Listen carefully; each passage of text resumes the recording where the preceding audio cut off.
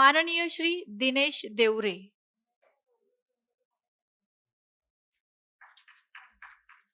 माननीय Shri Dinesh Deore, business head, Magnus consulting आणि logistics मंचावर येत आहेत.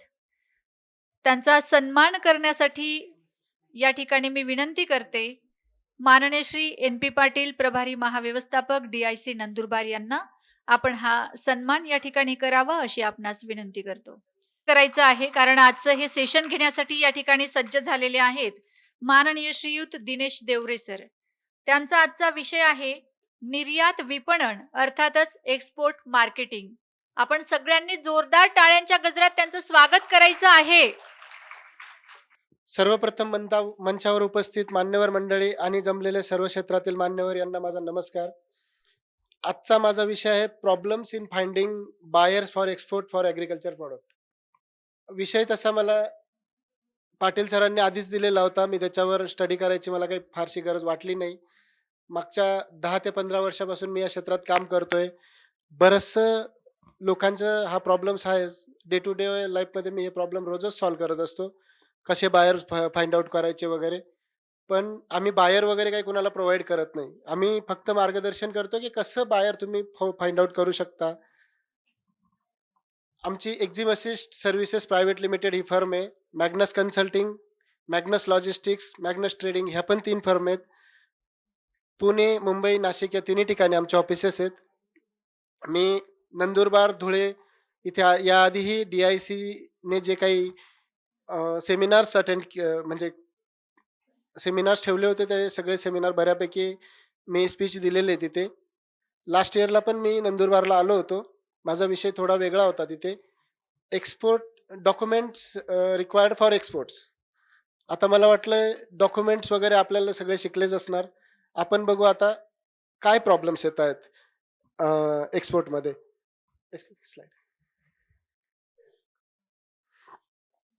एक्सपोर्ट बाहेर शोधताना तसे बरेचसे प्रॉब्लेम्स आहेत. पण जे मेजर मला वाटलेत ते मी फक्त 4 महत्त्वाच्या पॉईंटवर कॉन्सन्ट्रेट करणार आहे. तसे किरकोळ खूप प्रॉब्लेम आहेत बाहेर फाइंड करताना आणि मी सगळ्या प्रॉब्लेमचं सोल्युशन सुद्धा तुम्हाला 1 बाय 1 सांगणार आहे. सगळ्यात महत्त्वाचा प्रॉब्लेम आहे poor online presence. Poor online presence हा आपला नाही, एक्सपोर्टरचा पुअर ऑनलाईन प्रेझेन्स नाही आहे, तर बायरचा ऑनलाईन प्रेझेन्स पुअर आहे. जे बायर्स जेन्युन आहेत ते स्वतःची वेबसाईट बनवत नाही. गल्फ कंट्रीजमध्ये तर त्यांच्या बिझनेसचं दुकानसुद्धा साधं नसतं. फक्त बायर असतो. भरपूर मोठ्या प्रमाणात इम्पोर्ट करत असतो. 1700-1800 कंटेनर मंथली चालू असतो त्याचा इम्पोर्ट. आपल्या वेगवेगळ्या जेन्युन कस्टमर्स बरोबर तो कनेक्टेड असतो. इंडियन एक्सपोर्टर बरोबर कनेक्टेड असतो. पण त्याचं कुठेही आपल्याला ऑनलाईन एक्झिस्टन्स दिसत नाही. तिकडे त्यांना गरज पण वाटत नाही. ज्यांचा बिझनेस एस्टॅब्लिश झाला त्यांना डिजिटल मार्केटिंग वगैरे या गोष्टींची गरज अजिबातच नसते. त्यामुळे इम्पोर्टरचा ऑनलाईन प्रेझेन्स हा खूप कमी आहे. म्हणून आपण त्यांच्यापर्यंत डायरेक्ट कनेक्ट होत नाही. सेकंड प्रॉब्लेम आहे ट्रस्ट डेफिसिट. बायर आपण इंडियन मार्केटमध्ये जरी काम करायचं म्हटलं तरी आपल्याला जे लोक आपण कुणाला मटेरियल वगैरे सप्लाय करत असणार तरी त्यांच्यावर आपण लगेच ट्रस्ट नाही ठेवू शकत. आपल्याला एक भीती असते की हा माणूस पैसे बुडवेल की काय, मटेरियल परत पाठवेल, काहीतरी नाटक करणार मटेरियल मिळाल्यानंतर. तर आपण हे इंटरकॉन्टिनेंट ट्रेड असतो हा ॲक्च्युली. इंटरकॉन्टिनेंट असा ट्रेड असतो. याच्यामध्ये त्या बायरबद्दल आपल्याला काहीच माहिती नसते. सोर्सेस पण आपल्याकडे तेवढे पुरेसे नसतात की आपण त्याच्याबद्दल कंप्लीट डिटेल इन्फॉर्मेशन काढू शकतो. तर ट्रस्ट डेफिसिट हा पण एक खूप महत्त्वाचा फॅक्टर आहे. या सगळ्या प्रॉब्लेमचं सोल्युशन सुद्धा मी तुम्हाला सांगणार आहे नंतर. तिसरं व्हॉल्यूम कन्सिस्टन्सी. ॲग्रिकल्चर प्रॉडक्टमध्ये काम करायला लागलं की मी हा तिसरा पण बघितला. मी फक्त ॲग्रिकल्चर प्रॉडक्ट्सबद्दल सांगणार आहे आज. इंडस्ट्रियल प्रॉडक्ट्सबद्दल आपण कधीतरी दुसऱ्या एखाद्या सेशनमध्ये बोलू. आज आपण पेरिशेबल आणि नॉन पेरिशेबल ॲग्रिकल्चर प्रॉडक्ट्सबद्दल बोलू फक्त. व्हॉल्यूम कन्सिस्टन्सी हा पण खूप मोठा प्रॉब्लेम आहे. फॉर एक्झाम्पल आता तुमच्या नंदुरबार वगैरे भागात मिरची वगैरे हे प्रॉडक्ट निघतं, कांदा येतो. ह्या प्रॉडक्टचे तुम्ही ऑल सीझन डिमांड कंप्लीट नाही करू शकत. कधी कधी खूप शॉर्टेज असतो कांद्यावर. अक्षरशः असं पण पाहिलंय आपण की 1 वर्ष गव्हर्नमेंटने बॅन केलेले, एक्सपोर्ट ड्युटी लावलेले, गव्हर्नमेंटच एक्सपोर्ट प्रमोट करत नाही काही काळात. त्यामुळे व्हॉल्यूम कन्सिस्टन्सी पण खूप मॅटर करते. आणि ज्यावेळेस कांद्यासारख्या प्रॉडक्टवर बॅन येतो, त्यावेळेस आपले जे बायर्स असतात इंटरनॅशनल मार्केटमधले, त्या दुसऱ्या कंट्रीच्या बायर्स एक्सपोर्टर बरोबर कनेक्ट होतात आणि त्यांचे रिलेशन तयार होतात. नंतर ते आपल्याला आपल्याला पण ऑर्डर देत नाहीत. आणि आपल्याला वाटतं की ओनियनबद्दल जर बोलायचं म्हटलं, तर आपल्याला वाटतं आपला ओनियन खूप चांगला आहे. असं काही नाही. आपल्या ओनियनला कॉम्प्लिमेंटरी ओनियन आता इजिप्तमध्ये पाकिस्तानचा कांदा पण खूप चांगल्या प्रमाणात निघतो. चांगल्या प्रकारचा निघतो आता. आपल्याकडचेच बियाणे हे लोक घेऊन जातात. आता तुम्ही कोणी कांद्यामध्ये काम करत असाल, तर तुम्ही बघितलं असेल, आपल्या नाशिक जिल्ह्यातल्या मार्केट्समधून बियाण्यासाठी खूप मोठ्या प्रमाणात बांगलादेशमधल्या व्यापाऱ्यांनी खरेदी केलेली. बियाणं घेऊन गेलेले. बियाण्यासाठी कांदे घेऊन गेलेत. बियाणं घेऊन गेलेत हे लोक. तर ते कांदा आपल्यासारखाच काढणार आहेत पुढच्या 2-4 वर्षांमध्ये. तर त्यावेळेस आपल्याकडे जेव्हा व्हॉल्यूम कन्सिस्टन्स नसतो, त्यावेळेस आपले बायर्स तुटतात. व्हॉल्यूम कन्सिस्टन्सी मिळवणं 100% आपल्या हातात नाहीये. पण त्याच्यावर पण काही उपाययोजना आहेत. आपण त्या करू शकतो. Lack due to diligence tools. आता हाही सगळ्यात महत्त्वाचा पॉइंट आहे. आपण ज्या बायर्स बरोबर कनेक्ट होण्याचा प्रयत्न करतो, त्याचं ड्यू डिलिजन्स कसं करायचं? त्याचं बॅकग्राऊंड व्हेरिफिकेशन कसं करायचं? तो खरोखर जेन्युइन आहे का नाही ते कसं चेक करायचं? याच्यासाठी तसे काही सोर्सेस वगैरे अवेलेबल नाहीच आहेत बऱ्यापैकी. पण जे लिमिटेड सोर्सेस आहेत, त्या लिमिटेड सोर्सेसमधून पण आपण डेटा काढू शकतो. त्यांचं ड्यू डिलिजन्स करू शकतो. तर हे झाले प्रॉब्लेम्स. याच्या व्यतिरिक्त पण आपल्याकडे बरेचसे प्रॉब्लेम्स आहेत. त्याच्याबद्दल आपण शेवटी बघू. आता मी या चारही प्रॉब्लेमचं एक-एक सोल्युशन तुम्हाला सांगतो फक्त. खरं तर मेजर जे प्रॉब्लेम्स आहेत हे 4च आहेत. Next slide.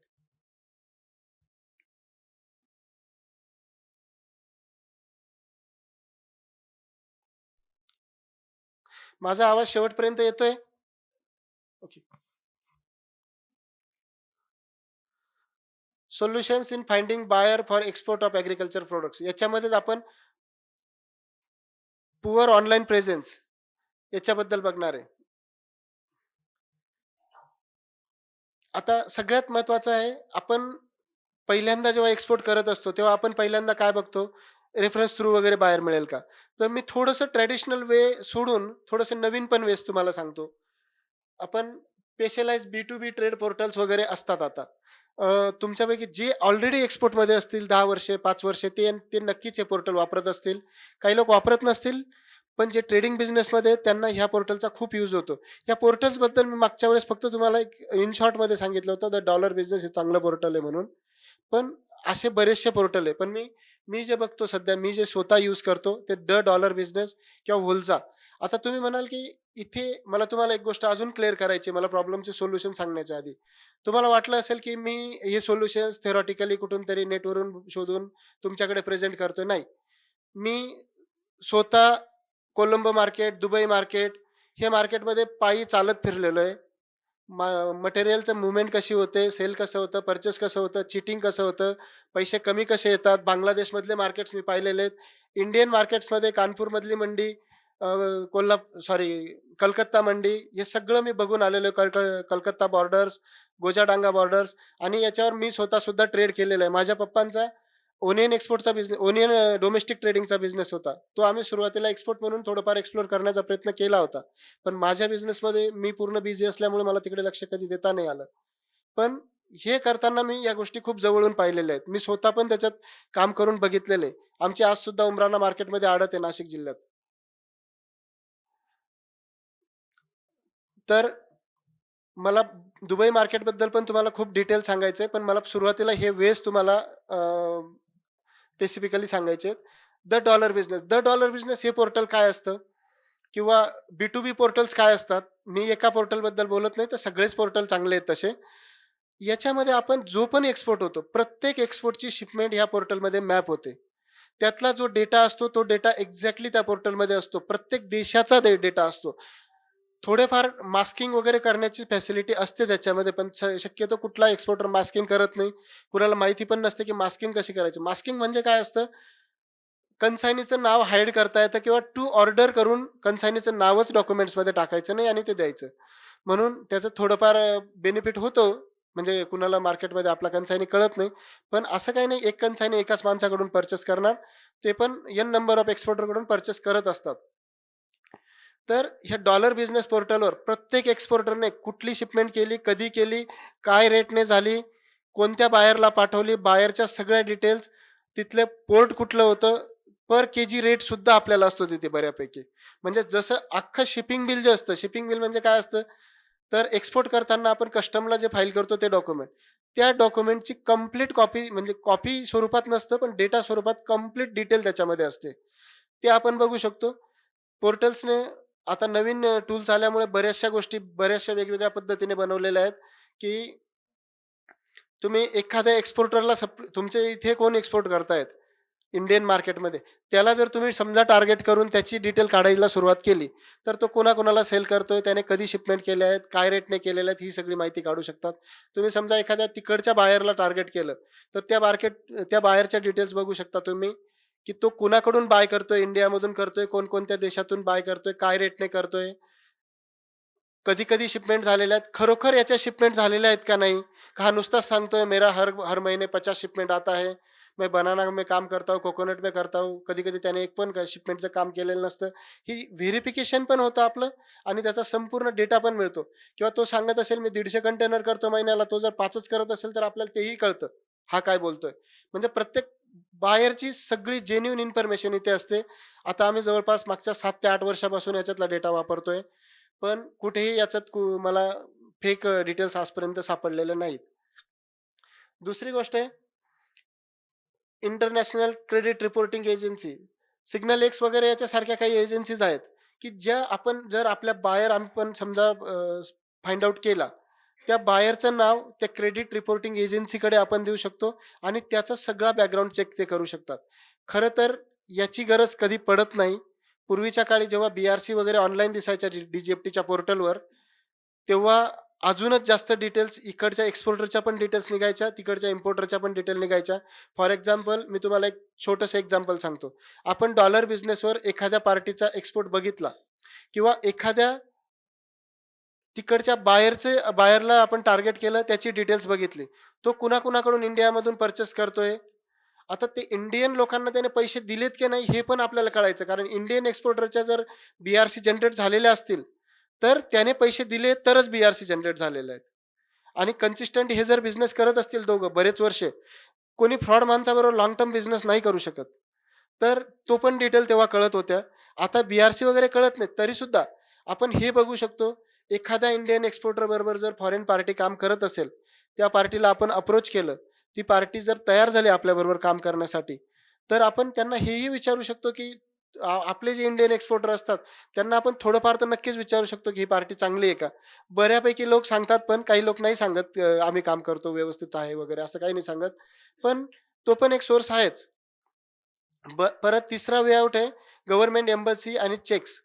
हे आपण बऱ्यापैकी बघतो, बरेचसे एक्सपोर्टर आहे ना गव्हर्नमेंट एम्बसीजकडे कधी जातात, तुमचे जेव्हा एखादी फॉरेन पार्टी पेमेंट बुडवते, तेव्हा तुम्ही गव्हर्नमेंट एम्बसीकडे जातात, तेव्हा तुम्ही ECGCकडे जातात.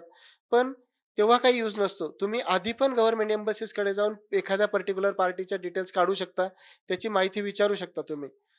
आणि गव्हर्नमेंट एम्बसी तसं काही सर्टिफाय करत नाही कुणाला, पण त्यांना ॲटलिस्ट हे तरी माहिती असतं, की यांच्यातला बिझनेस चालू आहे.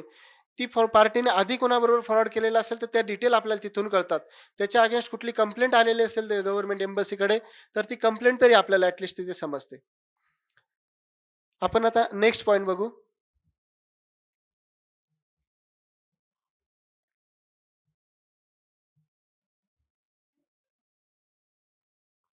मी मगाशी म्हटल्याप्रमाणे पुअर ऑनलाईन प्रेझेन्स म्हणजे हा आपला ऑनलाईन प्रेझेन्स बद्दल मी बोलत नाहीये. एक्सपोर्टरच्या प्रेझेन्स बद्दल बोलत नाहीये. तर बायरचा पुअर ऑनलाईन प्रेझेन्स असतो. बायर बायरने कुठली वेबसाईटच बनवलेली नसते. त्याने फक्त कंपनी रजिस्टर केलेली कंपनी रजिस्टर वगैरे केलेले असते. नेक्स्ट नेक्स्ट पॉइंट आपण बघणार आहे, ट्रस्ट डेफिसिट. ट्रस्ट डेफिसिट ह्या प्रॉब्लेमला टॅकल आपण कसं करू शकतो? एक्सपोर्टरवर आपला समजा समोरच्या पार्टीवर जर सॉरी सॉरी त्याच्यावर जर आपली ट्रस्टच नसेल, तर त्याला टॅकल कसं करायचं? प्रत्येक प्रॉब्लेमला आपण एक सर्वसाधारण काय सोल्युशन आहे, हेच सोल्युशन आहे, याच्या पलीकडे काही सोल्युशन नाही असंही नाही. मी याच्या पलीकडचेही सोल्युशन शेवटी सांगणार आहे आपली एकदा स्लाइड संपल्यावर. ट्रस्ट डेफिसिटला टॅकल करण्यासाठी आपण काय करू शकतो? लेटर ऑफ क्रेडिट घेऊ शकतो. लेटर ऑफ क्रेडिट काय असतं? आपण आपल्यामध्ये आणि फॉरेन पार्टीमध्ये एक त्याची बँक आणि आपल्या बँकेला आपण इन्व्हॉल्व करतो. आपण फॉरेन बायर काय करतो? तो जर एल-सी द्यायला तयार असेल, सगळ्यात महत्त्वाची गोष्ट, जर जेन्युइन बायर असेल त्याला एल-सी द्यायला काहीच प्रॉब्लेम नसतो. ज्याचा मजबूत सेटअप आहे, ज्याच्याकडे स्वतःचं भांडवल आहे, ते एल-सी द्यायला तयार होतात. पण दुसरा पण एक फॅक्टर असतो, जर विदाऊट एल-सीच जर त्या पार्टीला भरपूर माल मिळत असेल, त्याला कोणी त्याला गरजच नसेल इंडियन एक्सपोर्टरची, त्याला भरपूर मटेरियल मिळतंय, तो तुमच्यासाठी एल-सी वगैरे ह्या गोष्टी का करत बसेल? त्याला इतर लोकांकडून डायरेक्ट माल मिळतोय, कमिशन बेसिसवर मिळतोय, तर फिक्स रेटवर घ्यायची पण गरज नाही. लॉस फ्री बिझनेस त्याचा व्यवस्थित चालू आहे, तो तुमच्याबरोबर एल-सीमध्ये काम का करेल? तर अशा केसमध्ये ते पण खरंच करत नाही काम. पण काही कंट्रीज अशा आहेत, की जिथे एल-सी ही मॅन्डेटरी आहे. फॉर एक्झाम्पल श्रीलंकेमध्ये पण एल-सी मॅन्डेटरी आहे, बांगलादेशमध्ये पण एल-सी मॅन्डेटरी आहे. पण याच्यात पण काय होतं, एल-सी जरी मॅन्डेटरी असली, पण डॉक्युमेंटरी वेगळं काम असतं आणि ॲक्चुअल जे रिॲलिटीमध्ये चालतं काम ते वेगळंच असतं. एल-सी ही 60-70% ची घेतली जाते फक्त. 100% व्हॅल्यू मालाची वेगळीच असते. आपल्याला एल-सी थ्रू जरी काम केलं, तरी आपण 40% अमाउंटसाठी आपण रिस्कमध्ये असतोच. रिस्कमध्ये असतोच 40% अमाउंट तरी आपली. किंवा बऱ्याच वेळेस एल-सीचं काम कसं चालतं, आता कांद्याबद्दल जर बोलायचं म्हटलं, तर आपले महाराष्ट्रातले जे ओनियन एक्सपोर्टर आहेत, हे ॲक्चुअली बरेचसे लोक एक्सपोर्टर नसतातच. हे कुठेतरी कलकत्त्याची एक पार्टी असते, त्याने बांगलादेशच्या पार्टीकडून एल-सी घेतलेली असते आणि त्या व्यक्तीचा बिझनेस हाच असतो, की बांगलादेशमधून माल आणायचा. त्या व्यक्तीचं काम हेच असतं, की बांगलादेशमध्ये बायर फाइंड करायचे, महाराष्ट्रातून माल घ्यायचा आणि तो माल त्याला सप्लाय करायचा. माल आपला, पैसा आपला, तो फक्त इंटरमिडिएटरी म्हणून काम करतो आणि प्रॉफिट पण बऱ्यापैकी तो घेतो. पण तिथे पण आपण जर डायरेक्ट बांगलादेशच्या बायर्सला कॉन्टॅक्ट केले किंवा ट्राय केला, तर तिथे बायर्स वगैरे मिळतात. एल-सी पण मिळतात. पण तिथे एक प्रॉब्लेम आपल्याला असा येतो, आपल्याकडे कॅपिटल नसतं. कलकत्त्यात ते व्यापारी काय करतात, आपल्या इथल्या व्यापाऱ्याला मटेरियल कलकत्त्यात पोहोचलं की लगेच पेमेंट करतात. तिथून पुढे बांगलादेशमधल्या पार्टीपर्यंत माल पोहोचायला अजून 4-5 दिवसाचा वेळ असतो. तेवढा वेळ थांबण्यासाठी आपल्याकडे भांडवल नसतं. आपल्याला दुसरा बिझनेस करायचा असतो. म्हणून इथले व्यापारी काय करतात, म्हणतात कलकत्त्याच्याच माणसाला मटेरियल सप्लाय करतात. कलकत्त्याचा माणूस पुढे एक्सपोर्ट करतो आणि एक्सपोर्टचे सगळे बेनिफिट वगैरे त्यालाच मिळतात. सगळे ट्रान्झॅक्शन त्याच्याच अकाउंटवर दिसतात. आपल्या अकाउंटवर फक्त डोमेस्टिक ट्रान्झॅक्शन दिसतात. एल-सी वगैरे काय होणार, पेमेंट बुडणार, सगळे त्याचाच हेडॅक असतो. आपल्याला काही संबंध येत नाही. खरं तर आपण त्या केसमध्ये एक्सपोर्टरच नसतो. आपण फक्त सप्लायर म्हणून काम करत असतो. पण ॲज अ सप्लायर रिस्क सगळी आपल्याच डोक्यावर असते. कलकत्त्यापर्यंत माल जायला जर तुमची कुठे ट्रक उलटली, काही ॲक्सिडेंट झाला, मटेरियल खराब झालं, पाणी गेलं, काहीही होऊ द्या, सगळे रिस्क तुम्ही घेतायत. तो सेफ माल तुम्ही त्यांच्या गोजाडांगा बॉर्डरपर्यंत किंवा पेट्रापोल रोड बॉर्डरपर्यंत पोहोचवतायत तुम्ही. पेट्रापोल रोड बॉर्डरपर्यंत पोहोचवतात आणि तिथून तो तिकडच्या कंट्रीमध्ये फक्त तो पास करायचं काम करतो आणि सगळा बेनिफिट तो घेतो. कलकत्त्यातला बायर, कलकत्त्यातला एक्सपोर्टर. तिसरं एस्क्रो सर्व्हिसेस पण आहेत आपल्याकडे. डिजिटल एस्क्रो वगैरे. याच्यामध्ये एस्क्रो सर्व्हिसेस काय असतात? मोठ्या कंपन्यांसाठी, मोठ्या ट्रान्झॅक्शनसाठी एस्क्रो सर्व्हिसेस वगैरे काम होत नाही शक्यतो. एस्क्रो हे स्मॉल ट्रान्झॅक्शनसाठी, कुरिअर शिपमेंट किंवा 100-200 किलोच्या शिपमेंट असं असतं, याच्यामध्ये होतात. एस्क्रो सर्व्हिसेसमध्ये काय होतं, आपण डिलिव्हरी एजंट सारखं अपॉइंट करतो त्यांना. डिलिव्हरीची सगळी जबाबदारी त्यांची असते. ते तुमचा माल तेव्हाच तिथे डिलिव्हर करणार, जेव्हा त्यांच्या हातात फॉरेन पार्टी पेमेंट देणार. या एस्क्रो सर्व्हिसेस वगैरे पण आपण पेमेंट म्हणजे तुमचे पैसे बुडण्यापासून वाचवण्यासाठी करू शकतो. तिसरं ट्रेड फेअर पार्टिसिपेशन. आता आपण जसं इथे कन्व्हेन्शनला आलोय, असंच ट्रेड फेअर पार्टिसिपेशन पण असतं. हे मी सगळ्यात जास्त तुम्हाला रेफर करेल, की ट्रेड फेअरमध्ये पार्टिसिपेशन करणं. गल्फ फूड वगैरे असे बरेचसे एक्सपो होत असतात. एक्सपोमध्ये गेल्यानंतर जेन्युइन बायर पण आलेले असतात, जेन्युइन सप्लायर आलेले असतात, इथले एक्सपोर्टर आलेले असतात, त्यांच्या भेटीगाठी होतात. याच्यातून बऱ्यापैकी आपल्याला रिअल मार्केटचा अंदाज येतो.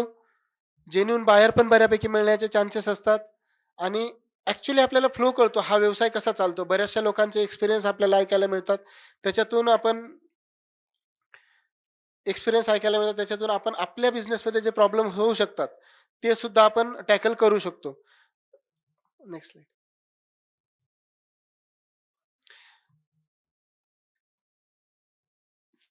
तिसरा पॉइंट आपण मगाशी बोलल्यासारखं व्हॉल्यूम कन्सिस्टन्सी.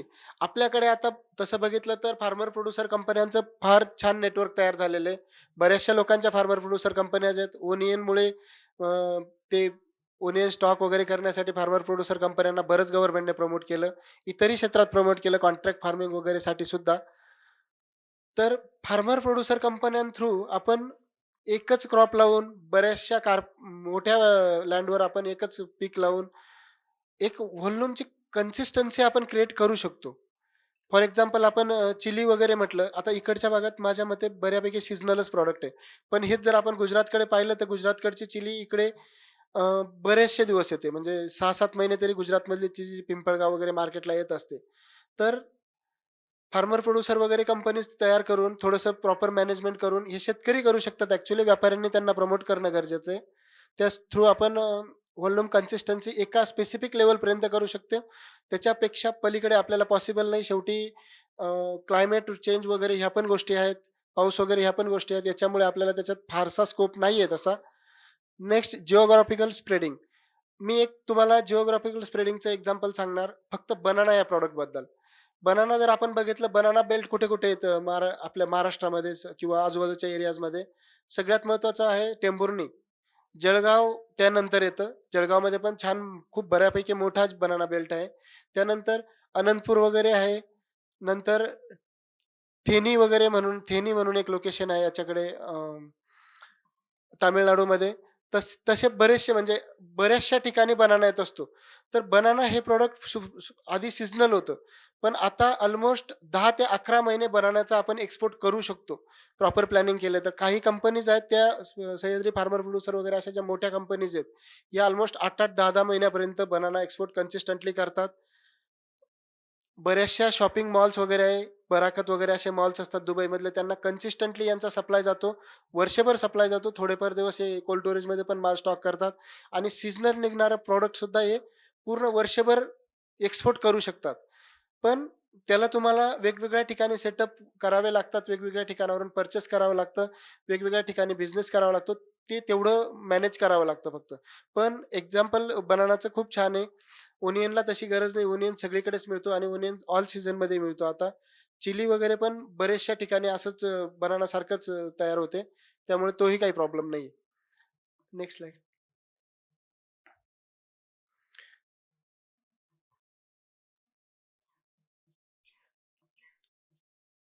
आपण lack of due diligence tools म्हणू शकतो. याच्यामध्ये तसं मी सुरुवातीला तुम्हाला जे सांगितलं, टूल्स जरी लिमिटेड असल्या, पण आपण जर एनालिसिस प्रॉपर करत गेलो, डेटा एनालिसिस प्रॉपर करत गेलो, तर ड्यू डिलिजन्स अवघड नाहीये. मला वेळ थोडा कमी मिळालाय, त्यामुळे मी हे पॉइंट्स फास्ट घेतो आणि मला दुसऱ्या काही गोष्टी सांगायच्या आहेत, त्या मी सांगतो आधी. न्यूट्रल इन्कोटर्म्स वगैरे काय, त्याच्यात पण शक्यतो एफ-ओ-बी व्हॅल्यूवरच आपण एक्सपोर्ट करायचा. इथेच सगळं पेमेंट घ्यायचं. असंही मी तुम्हाला आधी सांगितल्याप्रमाणे बायरला गरज असेल तर तो ते करेल. इंजिनिअरिंग प्रॉडक्ट्समध्ये हे होतं. ॲग्रीकल्चरमध्ये शक्यतो एफ-ओ-बी शिपमेंट कोणी करत नाही. सगळे लोक सी-आय-एफच मागतात आणि तिथे पोहोचल्यानंतर, विकल्यानंतर पैसे देतात ते. डायरेक्ट पेमेंट टर्म्स पण असू शकतात. म्हणजे त्याच्यात 30-40 आपण म्हणतो 30% ॲडव्हान्स, 70% एल-सी वगैरे असं. ते पण एवढं काही प्रॅक्टिकली कधी-कधी होत नाही. प्रत्येक प्रॉडक्टनुसार डिफर करतं ते. चिली वगैरेमध्ये करू शकतो आपण, ते सेमी पेरिशेबल असल्यामुळे. रेड चिली सांगतोय मी, ग्रीन चिली नाही. ग्रीन चिली एक्स्ट्रीमली पेरिशेबल आहे. ओनियन वगैरेमध्ये असं काही होत नाही. मला तुम्हाला वेगळ्या काही गोष्टी सांगायच्या आहेत. ओव्हरसीज मार्केटमध्ये आपण जेव्हा बायर सर्च करायचं म्हणतो, काम कसं चालतं, प्रॅक्टिकली कसं चालतं मला ते तुम्हाला सांगायचं आहे. मॅक्सिमम ॲग्रीकल्चर ट्रेड हा कमिशन बेसिसवर होतो. आपण सुरुवात कुठून करतो? आपण हे बघतो, की आपल्याला कोणीतरी फिक्स रेटचा बायर मिळेल का? ॲग्रीकल्चर प्रॉडक्टमध्ये शक्यतो आता फिक्स रेटचे बायर मिळत नाही. बनाना, ग्रेप्स या प्रॉडक्टमध्ये थोडेफार बायर फिक्स रेटचे मिळतात. पण इतर प्रॉडक्ट्समध्ये ते फिक्स रेटचे बायर्स मिळत नाही. कारण असं आहे, की आपल्याकडे खूप लोक एक्सपोर्ट करणारे आहेत. ते त्यांना भरपूर प्रमाणात एक्सपोर्ट करत असतात. त्यांना आपल्या प्रॉडक्टची फारशी गरज नाही. आपण नाही केलं तरी त्यांच्याकडे लाईन लावून बाकीचे लोकं उभे आहेत. ते त्यांना मटेरियल सप्लाय करत असतात. त्यामुळे शक्यतो फिक्स रेटवर काही घेत नाही ते. रिअलमध्ये ट्रेड कसा चालतो, आपण इथून समजा आपण कोलंबो मार्केटचं एक्झाम्पल घेतलं. आपला माल इथून आपण लोड करणार, तो कोलंबोला जाणार, कोलंबोला ते माल विकणार. माल विकल्यानंतर त्याची बिल्टी बनवून देणार, म्हणजे कमिशन बेसिसवर सेल करणार. दुबईमध्येही बऱ्यापैकी तसंच चालतं. बऱ्याचशा प्रॉडक्टमध्ये असंच हेच टर्म्स वापरले जातात. तरीसुद्धा भरपूर लोक बिझनेस करतायत, कारण त्याच्यामध्ये प्रॉफिट्स होतो. लॉस पण होतो. दुबई मार्केट मी कुणाला रिकमेंड नाही करणार, शक्यतो कमिशन बेसिसवर वगैरे करायचं असेल तर. एक्स्ट्रीमली फ्लक्च्युएशन होतं. एक्स्ट्रीमली फ्लक्च्युएट मार्केट आहे दुबई मार्केट. पण हेच जर आपण कोलंबो मार्केट बघितलं, कुवेत, कतार, अ, मलेशिया हे मार्केट जर बघितले, तर यांच्यामध्ये खूप कमी फ्लक्च्युएशन होतं. परत अजून एक गोष्ट सांगतो, की बरेचसे लोक म्हणतात, की ॲग्रीकल्चरमध्ये काही यूज नाही. ॲग्रीकल्चर प्रॉडक्ट आपण केलं तर लगेच लॉस होतो वगैरे. लॉस कुणाचा होतो आणि लॉस कसा टॅकल करतात? मोठे व्यापारी काय करतात? जे प्रस्थापित आहेत, खूप दिवसांपासून बिझनेस करतायत, तिसरी पिढी ज्यांची चालली आहे, ते काय करतात? त्यांचं मी तुम्हाला सांगतो. तुम्ही जर एखाद्याने आपण ओनियन हेच प्रॉडक्ट पकडू.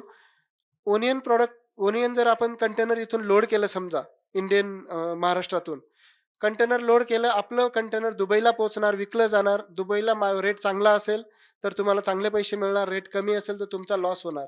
पण मोठे बायर काय करतात त्याच वेळेस? त्यांचंही कंटेनर दुबईला जातं, मग त्यांचा का लॉस होत नाही? त्यांचा लॉस यामुळे होत नाही. पहिली गोष्ट, त्यांचा डोमेस्टिक आणि एक्सपोर्टचा रेशो खूप बॅलन्स असतो. डोमेस्टिक मार्केट जर 60% असेल, तर एक्सपोर्ट फक्त 40% करतात. एक्सपोर्टमध्ये लॉस असेल तर डोमेस्टिक मार्केट त्याला कॉम्पेन्सेट करतं. डोमेस्टिकमध्ये लॉस असेल तर एक्सपोर्ट मार्केट त्याला कॉम्पेन्सेट करतं. परत वाईड जिओग्राफिक एरिया ते कव्हर करतात. म्हणजेच दुबईला माल ज्यावेळेस जातो त्यांचा, एक कंटेनर दुबईला जातं, दुसरं कंटेनर श्रीलंका, तिसरं मलेशिया, चौथं बांगलादेश, एखादं नेपाळला जातं. म्हणजे नेपाळला बाय रोड वगैरे जातो. अफगाणिस्तानला जाणार, इकडे-तिकडे म्हणजे सगळ्या कंट्रीजमध्ये त्यांचं मटेरियल एकाच वेळेस जाणार. जर समजा श्रीलंकेत लॉस झाला तर दुबईत फायदा होणार. दुबईत लॉस झाला तर बांगलादेशमध्ये बेनिफिट होणार. म्हणजे नेट पोझिशन त्यांची ऑल्वेज प्रॉफिटेबल असते.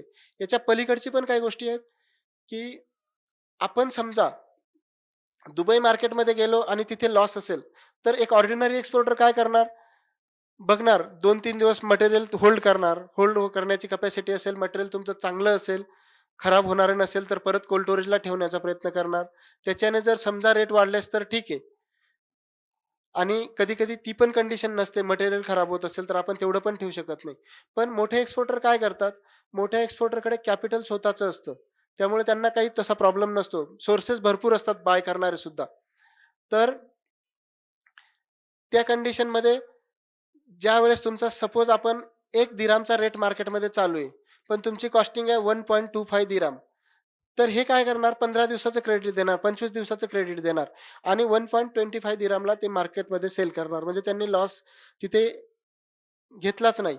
लॉस त्यांनी कव्हर केला. पण त्याच वेळेस तुम्ही मटेरियल विकलं, तुमचं 1 दिरहामने विकलं गेलं, 0.25 फील्स तुमचा लॉस झाला. आता जर समजा एखादं तुम्ही फक्त तुम्ही काय बघणार? तुम्ही अलोवीर मार्केटमध्ये समजा कंटेनर नेऊन उभा केला, तर तुम्हाला तो तिथेच विकायचा आहे. तुमच्याकडे दुसरा काहीच ऑप्शन नाही. मल्टिपल ऑप्शन्स नाही. त्यांच्याकडे 4 ऑप्शन असणार. एखाद्या शॉपिंग मॉलची असणार. दुसरं एखादं बायर असणार. तिसऱ्याच एखाद्या कंट्रीचा ऑप्शन असणार, जो बाय रोड जात असणार. समजा ओमान वगैरे, कतार कुठेतरी बाय रोड जात असेल दुबईमधून, तर तिथे ते पाठवून देणार. म्हणजे एवढे मल्टिपल ऑप्शन असतात, की ते लॉस शक्यतो घेत नाहीत. म्हणून एवढे वर्षानुवर्ष मार्केटमध्ये टिकलेत, एवढे व्यवस्थित सेटल आहेत ते. आणि आत्ता पण मागचे 2 वर्ष काही लोकांना खूप वाईट गेले ॲग्रीकल्चर प्रॉडक्टमध्ये. पण काही लोकांनी भयंकर पैसा कमवला ह्या काळात सुद्धा. तर ते बरोबर कॉम्पेन्सेट करतात. शेवटी मॅनेजमेंट महत्त्वाचं असतं.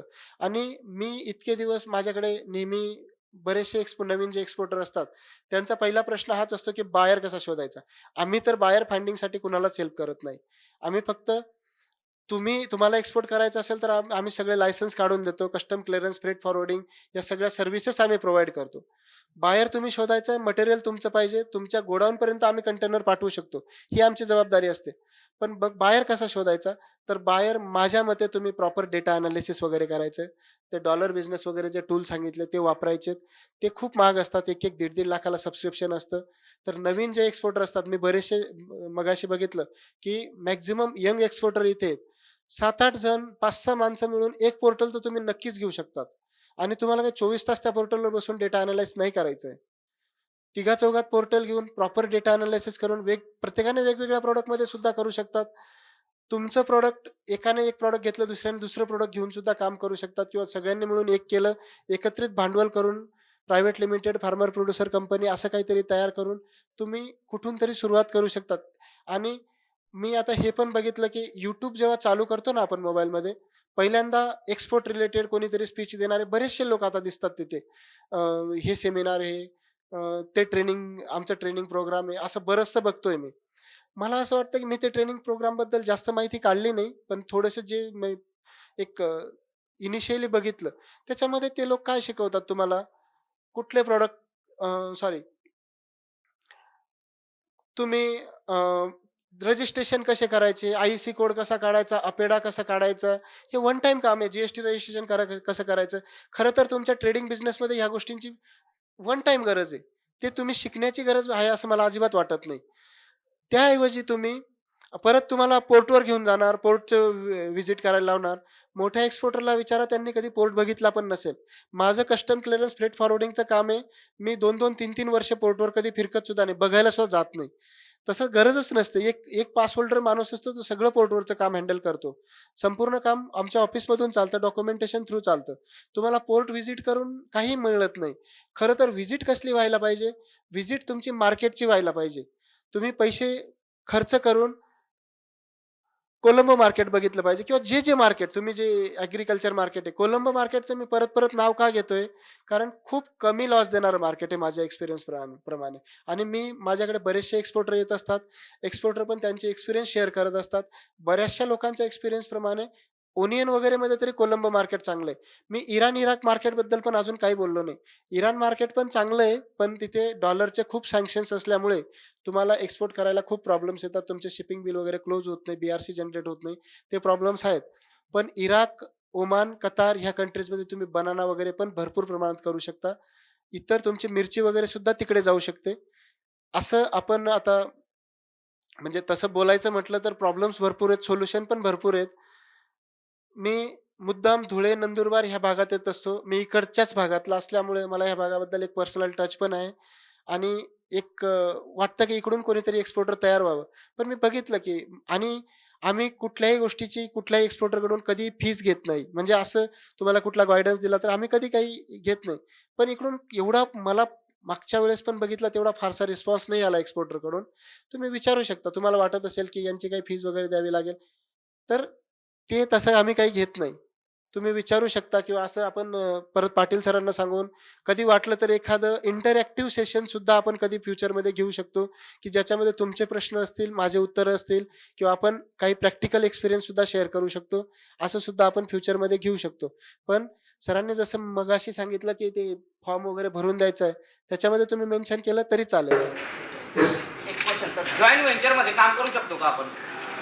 जॉइंट व्हेंचर म्हणजे कशा पद्धतीचं करायचं आहे तुम्हाला? प्रोडक्ट आमचे राहील, गायडन्स वगैरे सर्व आपलं राहील, जे काही राहील ते इक्वल शेअरमध्ये राहील. नाही सर, मी मी कन्सल्टिंग व्यतिरिक्त ट्रेडिंग वगैरे म्हणजे मला मला वेळच नाही तेवढा.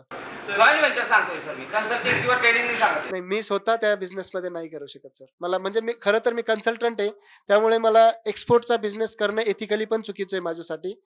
तर मी तुम्हाला जे ॲग्रीकल्चर वगैरे, कांदा वगैरे ह्या गोष्टी सांगितल्या, ते माझ्या पप्पांच्या फर्ममधून केलेले आहेत आम्ही. आणि तसं आम्ही कुणाचा बायर वगैरे कट करून केलेलं नाही. आम्ही आमचे मित्र वगैरे होते, जे एक्सपोर्टर होते, जे तिकडे सेटल झालेले आहेत. तिकडे त्यांनी आडत वगैरे टाकलेले आहेत अक्षरशः. त्यांच्याबरोबर आम्ही बिझनेस केला. तर तेवढंच. सुरुवातीलाच How to calculate tax and transport and other duty? तुम्ही एकदा एन्क्वायरी दिली आम्हाला, की आम्ही तुम्हाला सगळं कॅल्क्युलेट करून देणार. तुम्हाला जर कुठल्या पार्टीकडून एन्क्वायरी आली असेल, तर तुम्ही मला सांगा कुठल्या कंट्रीत पाठवायचं आहे, मटेरियल किती पाठवायचं आहे. पण शक्यतो पेरिशेबल प्रॉडक्ट हे 40 फीट कंटेनरमध्ये जातं. तर 40 फीट कंटेनरच्याच लोडचा तुम्ही विचार करून विचारा.